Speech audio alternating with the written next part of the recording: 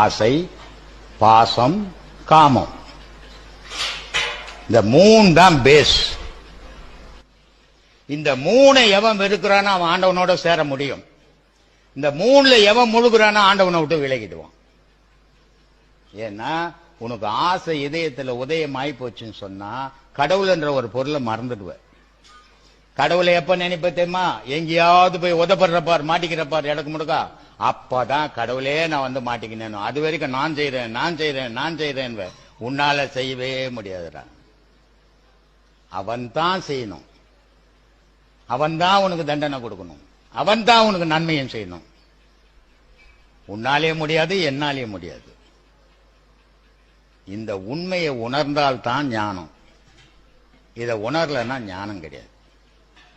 ஆன்மீகம் கோயிலுக்கு போட்டு பட்டை போட்டுக்கிறது, கொட்டை கட்டிக்கிறது, இதெல்லாம் ஆன்மீகம் ஆகாது. ஆன்மீகம்ன்றது என்ன? உலகத்தை வெறுக்கிறது ஆன்மீகம், உலகத்தை விரும்புறது பக்தி, அஞ்ஞானம்.